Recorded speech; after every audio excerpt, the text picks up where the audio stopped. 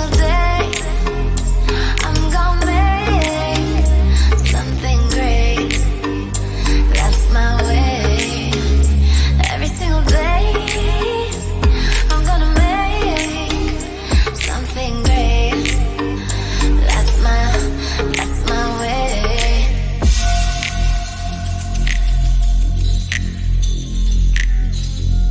In this video, we're going to be discussing what to do before you shampoo, product usage on how much product you should be using when you are shampooing, the proper way to detangle, and kind of your next steps, after you get through those processes. And so we want to introduce you to Stacy.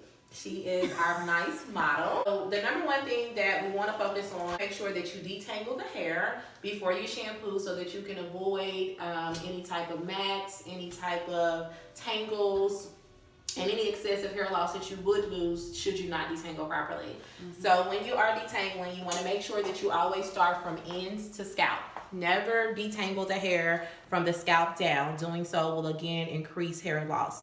Starting again from the ends, moving your way up to the scalp. This nice brush is included inside of your healthy hair care box, and so that's an essential that you will need to make sure that you're doing your prep work before you shampoo. Christine, do you mind if I add to it? Go ahead. Sometimes when you're dealing with curly hair, you want to make sure that the hair is kind of damp when you go to detangle, because if you're combing out or brushing out dry hair, you increase the chance of breaking the hair. Yes. So if you need to get a water bottle, you can just kind of mist your hair with a little bit of water to soften it some while you pre-detangle before shampooing, and then you can go to your next steps.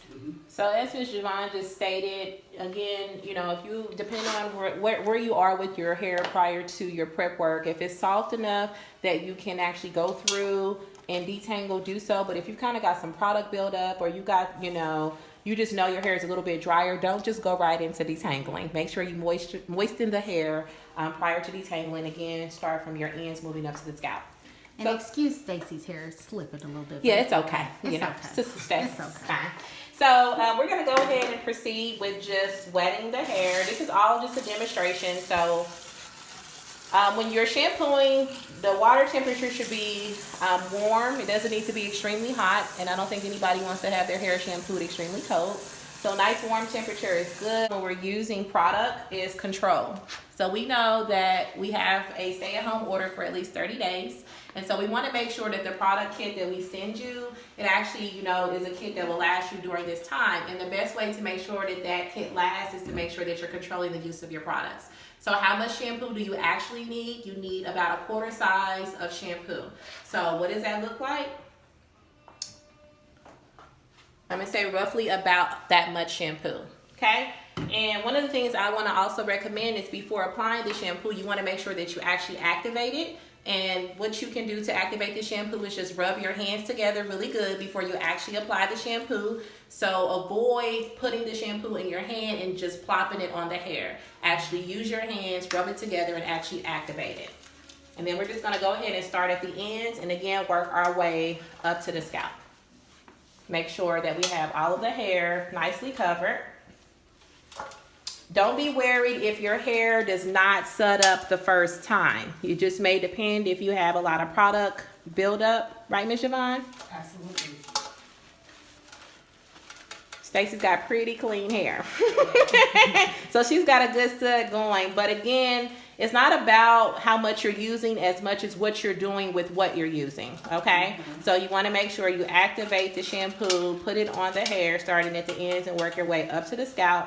This feels really amazing, ladies. Very hydrating. It smells wonderful.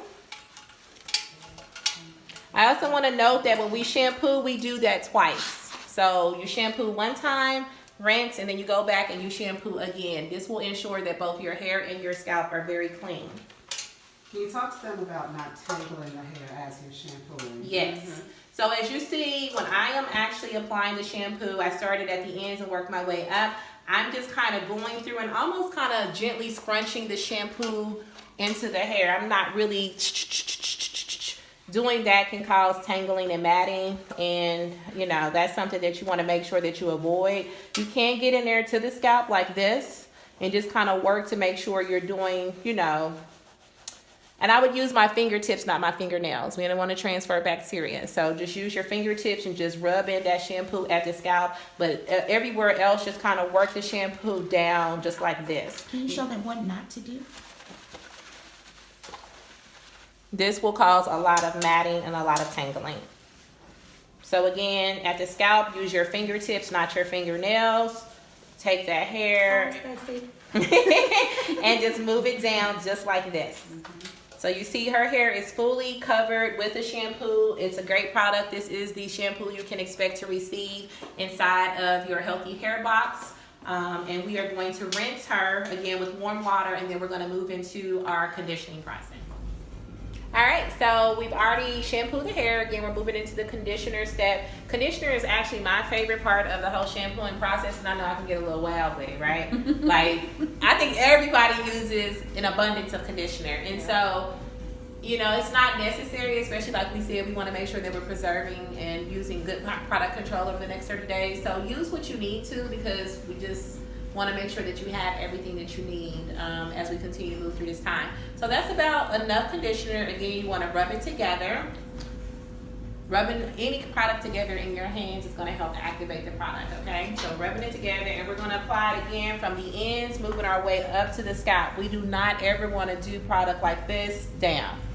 We want to get the ends. This is the oldest part of the hair, and we want to make sure that we really work on making sure that that is nicely saturated. Then we're just going to move our way up to the scalp. Excuse me. Move our way up to the scalp and just apply the conditioner, making sure that the hair is fully saturated. I love so far and using the product. I didn't have to use a lot, and her hair feels completely saturated by the product. So again, when you're using good professional products, you can always guarantee that those products will spread out. And that just a very small amount of product will do a really good job. So I don't have to have globs of product in my hand. What I used, it has coated the hair nicely. The hair feels like it's saturated by the conditioner, and that's what I like. So we talked about detangling the hair earlier before we actually shampoo. So now that she actually has conditioner in her hair, this is another time to actually comb or move, you know, use your detangle brushes included inside of your kit. Use that to move the conditioner through the hair. So this was the brush that was inside the kit, and so I'm just going to gently, again, from the ends to the scalp, work my way up and move that conditioner throughout the hair. This just helps to evenly distribute the product and making sure that every strand of hair has been coated with the product. Can I say something, Christina? Absolutely. And another thing, if you have a lot of hair, especially natural hair, my kinky curly girls, section your hair off. Sectioning your hair is always, it always helps give you more control. Yeah. So Yeah. that could be 4 sections or 6 sections. And then what you do is you want to either clip them, if you know how to braid, or twist them so that they're out of the way. And if you cannot control all of your hair, do all of these things section by section, and that will help you not feel overwhelmed by shampooing your hair. Those are really good points, Marisha. So as Marisha just stated, you know, Miss Stacy, she has a loose, more wavy type of hair, so I was able to kind of go through her hair while it was damp with the conditioner without having to section it. But when you're doing this at home, it's a little bit different. So as Marisha stated, I would recommend also that you part the hair into sections, and again, use the same technique using the brushes included inside of your kit, and starting at the ends and work your way up to the scalp to make sure all of the conditioner is evenly distributed. So we noted earlier on in the shampooing process that when you shampoo, you use warm water. Warm water actually opens the cuticle, allowing all of the dirt and debris that is within the hair to be removed, so that you can move into your conditioner and deposit great things. When we go to rinse conditioner from the hair, we always use cooler water temperatures, and that is because we actually want to lay down the cuticle. Warm water opens the cuticle, cool water lays the cuticle down. You want to make sure that we're sealing in all of this goodness that this conditioner is providing, will be providing to your hair. So when you rinse, just cool water. It doesn't have to be extra cold, but just make sure you're using cooler water to rinse. Allow the conditioner to sit on your head. I don't know, what would you say? Anywhere from 3 to 5 minutes. Yeah. You know, if you are at home, which a lot of us will be, you know, feel free to let it sit on there a little bit longer. and then feel free to rinse. So now that we have the conditioner on there, we're gonna go ahead and rinse. Remember, cooler water. Cooler water also, when the cuticles are laying down, they allow the light to reflect off of your hair, making your hair appear more shinier and not so dull as well. So it's a lot of good benefits to using cooler water versus using warm water. If you use warm water when you're rinsing your conditioner, you'll probably always feel like your hair still feels kind of rough after you rinse it, even though you just put conditioner on. Every single day, I'm gonna make